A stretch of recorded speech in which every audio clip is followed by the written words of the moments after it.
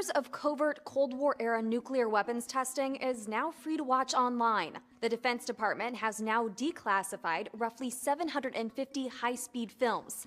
Dozens are posted on a National Security Lab's YouTube page. For decades, these films were gathering dust and decaying.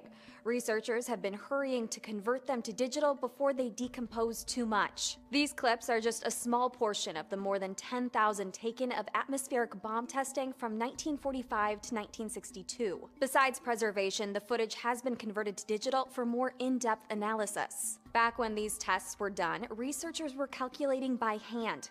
Computer analysis has now shown a lot of the original data was wrong. Some answers were off by 20 to 30%. The weapon physicist who's led the conversion effort says accuracy is important to keep the U.S. from using its nuclear arsenal. He said, if we show what the force of these weapons are and how much devastation they can wreak, then maybe people will be reluctant to use them. Rex Tillerson's visit comes as speculation mounts the Trump administration is about to embark on a new policy towards North Korea. Neither he nor his Japanese counterpart went into details, but he gave a somber assessment that the current policy of trying to pacify and contain North Korea has failed. That encouragement has been met with further development of nuclear capabilities, more missile launches. In the face of this ever-escalating threat, it is clear that a different approach is required. The visit is intended to draw Japan and South Korea closer in dealing with North Korea, reassuring both countries their alliance with the U.S. remains strong. There is nothing as reassuring as the bulk of a Nimitz-class aircraft carrier. The USS Carl Vinson pulling into the South Korean port of Busan as part of the annual exercises involving thousands of US and South Korean troops. A show of force intended to deter. Our ongoing cooperation ensures we are ready to fight tonight and defend this nation if called upon. Close to the demilitarized zone separating North and South Korea, Army medics train for dealing with the outcome should fighting happen. North Korea always claims these exercises are a prelude to war, providing America and South Korea with a cover for building up an invasion force. That is always denied, but they come at a particularly tense time, with both sides ratcheting up their missile diplomacy. There have been increased missile launches from North Korea, with speculation it is getting closer to developing a missile that could reach the United States. In response, America has deployed an anti-missile shield system known as THAAD that has angered North Korea and China. We are entering a very troublesome, unpredictable period, which probably has no precedence within my living memory. We have never been in such a dangerous situation. From North Korea, a rare news conference called at its embassy in Beijing, seemingly timed to coincide with Tillerson's visit to condemn what it calls growing provocation from the US. It's quite obvious that the deployment of THAAD will destroy the strategic balance of Northeast Asia and the Asia-Pacific region. As Tillerson's visit continues, so the positions of the major players in this standoff seem to be hardening. Reuters reports that on Thursday, China pledged a firm response if Japan stirs up trouble in the South China Sea. This after Japan announced its plan to send its largest warship to the disputed waters. Sources told Reuters that the Izumo helicopter carrier, commissioned only 2 years ago, will make stops in Singapore, Indonesia, the Philippines, and Sri Lanka before joining the Malabar Joint Naval Exercise with Indian and U.S. naval vessels in the Indian Ocean in July. The trip would be Japan's biggest show of naval force in the region since World War II. China claims that the growing military presence in the waterway of the South China Sea has fueled concern in Japan and the West, with the United States holding regular air and naval patrols to ensure freedom of navigation. Indonesia is calling for reparations after a British cruise ship damaged large parts of the country's coral reefs. A cruise ship ran aground March 4th in Raja Ampat in Indonesia's West Papua province. The Coordinating Maritime Affairs Ministry spokesman said, quote, "First, we will focus on compensation. Second, we will file a lawsuit on the indisciplined acts of the ship's crew, in this case the helmsman, which caused damage to the reef." The ship damaged more than 13,000 square meters of coral reef, resulting in losses of about $18 million. That's according to research by Conservation International Indonesia, Papua University, and West Papua's Regional Technical Implementing Unit. Furthermore, the Coordinating Maritime Affairs Minister said he would summon the British ambassador to discuss the matter. Raja Ampat is known for its marine biodiversity and is a major tourist attraction for Indonesia. For Newsbeat Social, I'm Neela Uni. According to a report from the Wall Street Journal, Memphis Meats has claimed to have produced the first chicken grown entirely from self-replicating cells in a lab. Earlier this week, the company invited a few taste testers to officially taste their lab-grown chicken and duck. Most claimed the clean meat was nearly identical to real poultry and said they would eat it again. However, animal advocates and scientists say this could have huge ethical and environmental implications. Leading experts suggest that growing food for the world's exponentially increasing population is likely to send greenhouse gas emissions over the safety threshold in the next 3 decades unless there is a worldwide push to eat less meat. Experts also fear that widespread use of antibiotics in the meat industry is contributing to the global rise of antibiotic defense of the United Nations, saying the world body is imperfect but needs reform and support. The American actress and special envoy for the UN Refugee Agency also decried a rising tide of nationalism masquerading as populism. She also discussed the reemergence of policies encouraging fear and hatred of others during her Wednesday speech at the UN in Geneva. She notably did not mention U.S. President Donald Trump, amid concerns that his administration could cut crucial funding for the United Nations. The world's most populous nation is set for some big demographic changes in the coming decades. After topping out at 1.45 billion in 2030, China's population is expected to drop to 1.1 billion by the end of the century.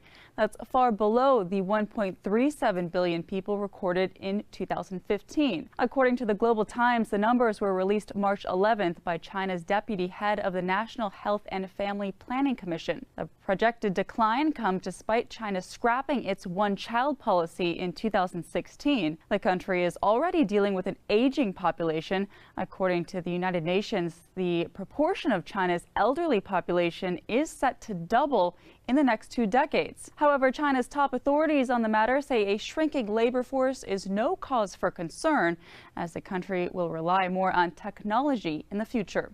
For Newsbeat Social, I'm Neela Uni. Chinese tourists have refused to disembark their cruise ship onto Korean soil in protest over South Korea's THAAD missile deployment. The ship carrying 3,400 Chinese tourists docked at Jeju Island on March 11th. 80 buses with tour guides who had no prior warning of the passengers' decision were left waiting at the dock. After 4 hours in port, the ship continued on to its final destination of Tianjin. Many in China are angry over the deployment of the United States THAAD missile defense system in South Korea. The passengers' decision to remain aboard was widely praised by Chinese web users. The Chinese government has issued a call for travel agencies to stop offering tours to Korea over the deployment. The company that operates the cruise has said they are canceling 26 trips to Jeju, totaling about 120,000 Chinese tourists. For Newsbeat Social, I'm Matt Paul. Turkish President Recep Tayyip Erdogan has threatened to scrap a migrant deal with the European Union. In the deal, Turkey agreed to take back migrants who had illegally reached Europe by going through Turkey. In return, the EU was supposed to give Turkish citizens the right to travel to many European countries without a visa. But Erdogan, still furious over the Netherlands' refusal last week to allow 2 Turkish ministers to speak in Rotterdam, said March 16th the EU could, quote, forget about the deal. He He said, quote, "You don't let my minister into the Netherlands, you revoke the landing rights of my foreign minister, but after that you'd expect us to do this? That's not going to happen." Erdogan also accused Europe of flaming tensions between Christianity and Islam. He said, quote, "They started a clash between the cross and the crescent." For Newsbeat Social, I'm Neela Uni. Dutch voters rejected the party of far-right populist leader Geert Wilders in the Netherlands national election. Prime Minister Mark Rutte's Party for Freedom and Democracy maintained control of parliament on March 15th. In front of a cheering crowd of supporters, Rutte said, quote, "This night is a night for the Netherlands after Brexit, after American elections, where we said stop it to the wrong kind of populism." Rutte's party, known as the VVD, is projected to have picked up 33 seats in parliament. Wilders' Freedom Party is projected to have won 20. All official results of seats will be published March 21st. Wilders made headlines for his comments on Islam. During the campaign, he called for Islamic schools to be closed and for a ban on Qurans and burqas. He also said in February many of the country's Moroccan population were, quote, scum. For Newsbeat Social, I'm Neela Uni. Judges in Hawaii and Maryland blocked a second executive order on travel from taking effect as scheduled on Thursday. According to the Associated Press, the judges determined that President Trump's revised travel ban is not substantially different from the first one. This is a win for civil liberties groups who argue that a temporary ban violated the First Amendment. The Trump administration says that the ban was intended to protect the United States from terrorism. One judge pointed to Trump's own statements as a reason for apprehension over the ban. Despite these changes, the history of public statements continues to provide a convincing case that the purpose of the second executive order remains the realization of the long-envisioned Muslim ban. More than 300 families fled from multiple villages in Maguindanao as Philippine government forces continue to clash with Islamist militants. Captain Arvin Encinas, spokesperson for the 6th Infantry Division, said aerial assaults were launched March 13th against the Bangsamoro Islamic freedom fighters in the adjoining towns of Sharif Aguac, Pagatin, Mamasapano, and Datu Salibo. The airstrikes have killed at least 11 BIFF members, according to GMA News, though BIFF spokesperson Abu Amir said the group reported no casualties. Encinas said the Army's efforts are directed at a specific group led by Commander Bungos. 3 foreign terrorists are reportedly among the group's numbers, including a senior member of the Jemaah Islamiyah terror group named Muhammad Ali, also known as Muawiyah. Ali was said to have been killed in 2012, but the Philippine military later retracted its statement. For Newsbeat Social, I'm Kimberly Caldwell. But we're going to take all this stuff that comes out of the EPA that's brainwashing our kids, that is propaganda, things that aren't true. That's U.S. Senator James Inhofe accusing the Environmental Protection Agency of brainwashing children. But part of the EPA's mission is to study environmental issues and teach people about the environment. What that mission will look like under President Trump is a little unclear. The president's budget proposal suggested cutting the agency's budget by 31%, and the new EPA administrator, Scott Pruitt, previously sued the agency multiple times and doubts climate change. That's something he and fellow Oklahoman Inhofe have in common. In 2015, Inhofe brought a snowball to the Senate floor to try to argue against climate change and warming temperatures. So it's very, very cold out, very unseasonal. So here, Mr. President, catch this. It's a familiar sight now. A steady flow of humanity away from their homes, away from the war, and into camps. This man is from Badush, northwest of Mosul. It's been an unbearably long journey, he says. We were forced to leave because we were starving. Our situation is terrible. And we don't have fuel, baking flour, cooking oil, food. We don't have anything but the mercy of God.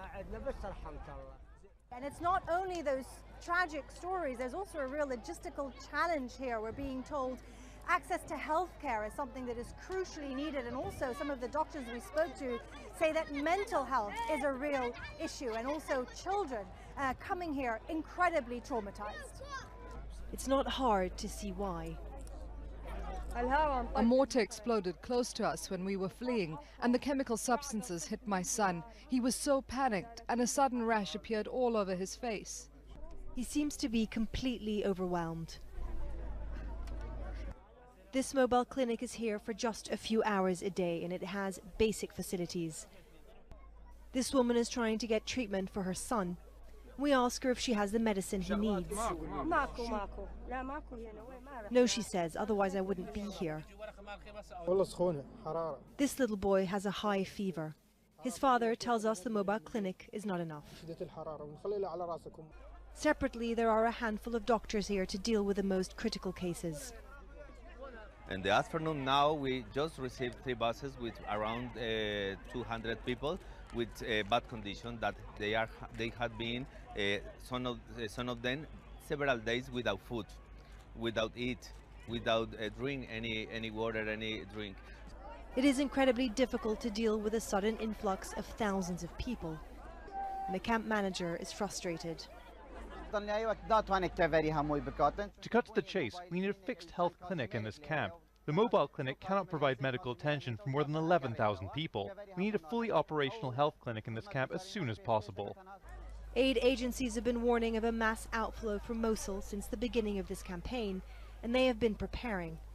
But it seems you can't prepare enough when you're caring for thousands of new people every day. On Thursday, prosecutors have said that a Massachusetts man has been indicted on hate crime charges after assaulting a female Muslim employee at New York's John F. Kennedy International Airport. Robin Rhodes attacked Rabia Khan, who was wearing a hijab for no reason other than her religion while she was working at Delta Airlines Sky Lounge. During the assault, Rhodes was yelling to Khan, saying that President Donald Trump will get rid of all of you. District Attorney Richard Brown said that crimes of hate will never be tolerated in Queens County, and when they do regrettably occur, those responsible will be brought to justice. A BBC team and tourists suffer minor injuries from a volcanic eruption. The incident occurred March 16th at Mount Etna in Sicily, Italy. A group of BBC crew members, tourists, and a 78-year-old woman were pelted by lava and rocks after a large explosion near one of Etna's craters. BBC's science reporter Rebecca Morell says multiple members of the group received minor injuries, including head injuries, burns, and cuts. ANSA reports that 10 people were injured, and 6 of them are recovering at the nearby Catania and Acciariale hospitals. The BBC group was at Mount Etna filing a report about advances in volcanic monitoring. A volcanologist at the scene said it was one of the most dangerous incidents he'd experienced in his 30-year career. Volcanic explosions can occur when lava heats underground or when surface water turns to steam. Mount Etna is one of the most active volcanoes in the world. For Newsbeat Social, I'm Matt Paul. On Thursday, attorney Stephen Wise will try to convince a state appeals court in Manhattan that 2 chimps should be freed from cages to live in an outdoor sanctuary. Wise, who represents the Florida-based non-human rights project Animal Advocacy Group, has been trying for years, unsuccessfully, to grant chimps habeas corpus in order to free them from unlawful imprisonment. According to Wise, the apes, Tommy and Kiko, who will not appear in court, deserve a better quality of life. If the court agrees, the pair of apes will be sent to live with others of their species on one of 13 islands amid a lake in Fort Pierce, Florida, the home of the Save the Chimps sanctuary. These children would have never made it to safety on their own. 35 of them and their parents were stranded in an isolated village in northern Peru. Military helicopters also rescued people from other villages along the Motupe River. 11 hours of continuous rain hit the north coast on Tuesday. The country had been suffering from a drought, the worst in nearly 3 decades, and an El Niño weather pattern unleashed more rain in the past 2 weeks than all of last year. We don't have any support from anyone. We're at God's will. Flooding has destroyed thousands of homes, schools, farms, roads, and bridges across the country. Thousands have been forced from their homes. Tens of thousands more were left without electricity this week. The government is promising to spend $250 million to repair the damage. The military is sending in rescue crews and jet pumps to drain the water. We are helping to overcome the difficult conditions of the population. We evacuate the water constantly with motor pumps, but the rain floods the streets again. Peru is under a 60-day state of emergency. 500,000 people still live in areas at risk of flooding, and meteorologists are forecasting more rain through April.